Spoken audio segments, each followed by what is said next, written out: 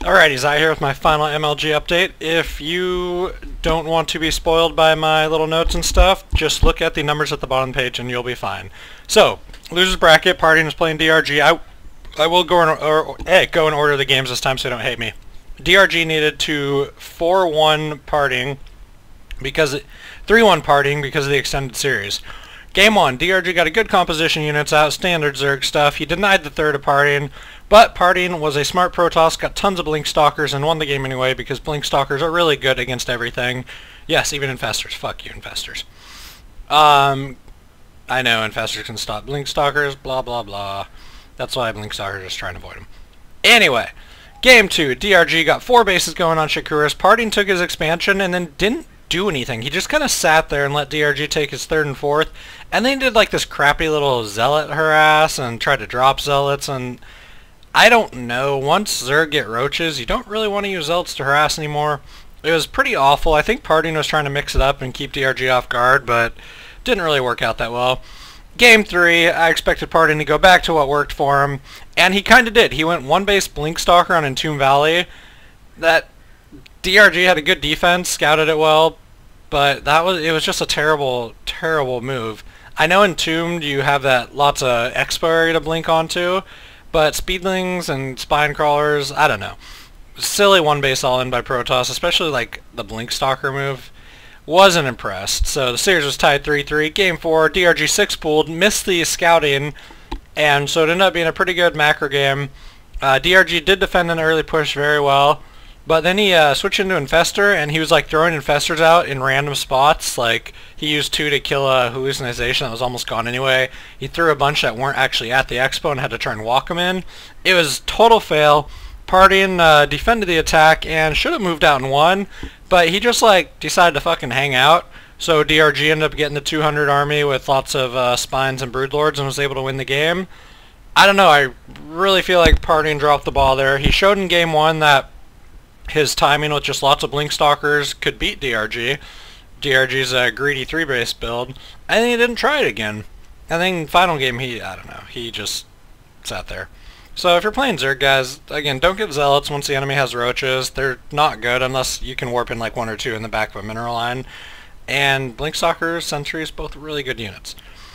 Oz versus Violet. No extended series here. Oz lost his 3rd base in Game 1. He didn't care. He got Sentry Stalker Colossi, the other awesome Protoss strat. And Zerg died. He had Infestors and Roaches, but they just melt. So yeah, that wasn't too surprising. Game 2, Violet got stuck on 2 base thanks to a nice little DT harass by Oz. And despite some good fungal and bane bombs, Violet was just 2 out of eco. You can't play 2 base Zerg against 3 base toss for very long. And yeah, he let that go on too long. So DRG and Oz advanced to play each other in the losers bracket finals. The winner of that would play the loser of MKP and Huck. Game 1, DRG went hatch first. I don't know why you go hatch first against Protoss these days, because they will fast expand, they will scout it, and they will cannon you. I know you can defend it with drones, but not on some maps if the cannons are in good spots. So yeah, the hatch got killed, but that's okay, because DRG went to take his 3rd instead. Hatch got cancelled. DRG's 3rd was also cannon, so he was like, whoa, fuck, this sucks. So he went and took Oz's 3rd. Very interesting on Antigua Shipyard. So the 3rd is very close to the natural. But Oz was like, I see you doing this silly shit. And he built like 8 cannons in his natural. And that's too much for DRG to beat. DRG tried to run by, it didn't work. Game 2, it was a base trade. Oz had a huge army left, but Mutas are really good in a base trade because they're very fast and fly. And since all the Protoss had was a pylon, he would have to leave the pylon to attack DRG's base, which he tried to do, and DRG was just like, Mutas, your pylon's dead. Game 3, Oz tries... Oh, and that game 2 had a drop too. I feel obligated to say that. We need land! Game 3, Oz tried to get cute. DRG defended the drop harass, got a base advantage, and just overwhelmed Oz. Once again, I don't know. I think Protoss get way too cute against Zerg. I feel like if they just do either 2-base timing or harass to slow down Zerg's 3rd base off 2 and then take your own 3rd, so that way Zerg's 3rd isn't that far ahead of you, you'll do fine. And I saw players have success with that all tournament, but then they kept trying like the Sentry Zealot drops and stuff like that. And Zerg are getting, especially pro Zergs, are really good at defending that now. So I don't know. Seemed like when Parting and Oz and stuff were playing Standard, they did well, and then when they got cute, they lost. But yeah, on to MKP Huck, two huge fan favorites. I know Reddit loves both of those guys, and everybody should love both of those guys. Game 1, Huck tried some DT cuteness, because he is cute, and it didn't work out. MKP lost a few guys, but then he was like, yeah, DTs are really expensive, so I don't care if I lost a few guys if I killed your DTs. And MKP just pulled ahead and won pretty easily from there. Game 2, very disappointing, I'm sure, for Huck.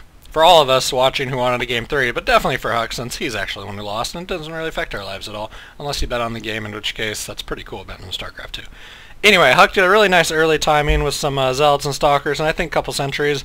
He actually got into MKP's base, took out a lot of SCVs, crazy micro by both of them. Felt like Huck micro a little bit better, like focusing down bunkers, SCVs, dodging Marauders. Pretty sure his Stalkers were blinking even without blink.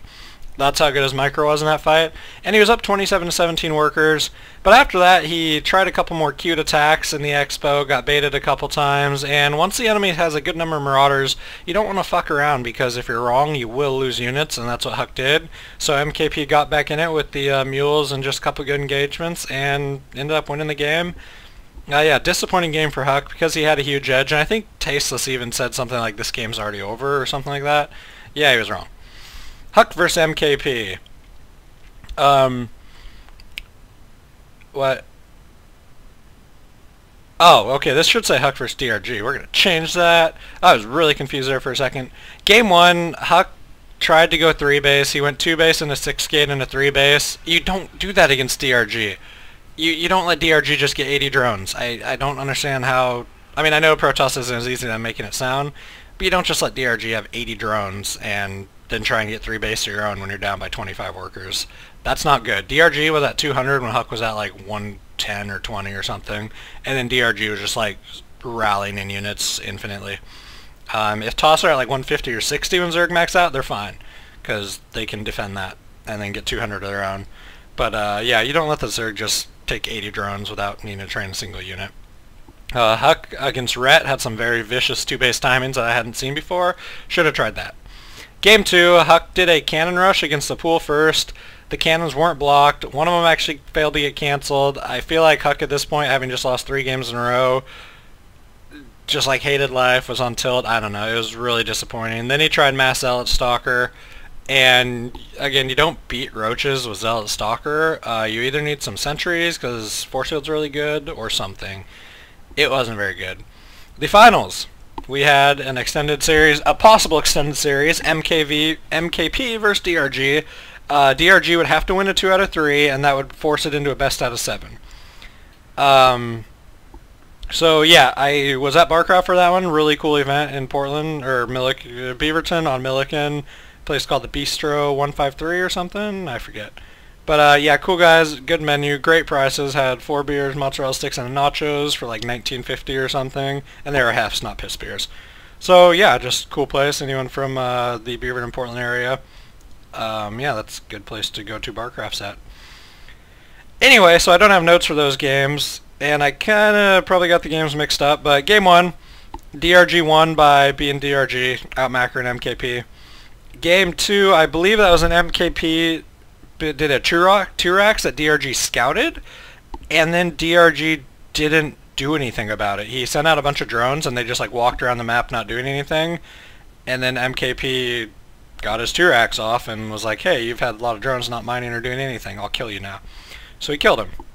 Game 3, the stream cut off, but 1 minute there were tons of banelings and lots of marines and lots of lings and mutas and tanks, and the next minute there were no banelings or marines or tanks, and still lots of lings and mutas. So my guess is the baneling muta ling blew up all of MKP's marines, and the tanks died. Because that's what happens in Zerg vs Protoss. So DRG won that, taking the 2-1 series lead. And after that, wow, the stream started lagging and stuff. It was getting really frustrating. I don't even like remember how he won it. Really great event up until that point. I loved having the 4 options, lots of different casters, except for the ones I already said sucked. But the finals, man, kind of disappointing. I will say MKP did a new take on the bunker rush on metal. He was like, I'm going to bunker rush, and then I'm going to send all my SCVs too. Except for a couple, because you only need like 3 SCVs to keep training Marines. Terran OP. But yeah, he used his SCVs. He built the bunker against the wall, against the ramp. Then he put his Marines behind the bunker, and then used his SCVs to protect the Marines. And I think they were just on like hold position repair command, so nothing was getting in. And eventually the bunker finished, and the Marines were killing things very brutally. Really cool strategy, so he won that. And like I said, the last game was just laggy as crap. I don't really remember how MKP won it. I think it was just a huge bio push early, like a 5 racks or something like that. And DRG was not quite ready for it. I am sorry I don't have better stuff for that finals. But that's your wrap up. Next time I will be better about taking notes like wherever I go. And hopefully the stream doesn't lag in the finals. But yeah, I think it's worth the $20. I probably got like 20 hours of watching in this weekend or something insane like that. So $1 an hour. Can't get that good of entertainment for $1 an hour usually. So yeah, I'm fine with that other than the drop and the lag of the finals. The drop is not their fault. That's Blizzard's fault. Blizzard, at least set up, even if you don't let LAN for normal players because you want to track us all, create LAN specifically for pro tournaments. Work with GSL, MLG, IPL, even NASL will give you that too. Like, work with those major tournaments to get LAN, even if you don't let us normal people have it. Just because I don't care if I disconnect from time to time playing with my friends on Battle.net, that's fine, but don't let the pros do it. Oz had a better chance against DRG in the game he dropped than when they tried to replay it, because DRG was ready for the exact same strategy. I'm not saying DRG would have lost that series. DRG's awesome, and he did defend the attack from Oz, but he defended even better the second time. So yeah, that's my advice to Blizzard. You know you will listen to me now. Thank you. Goodbye.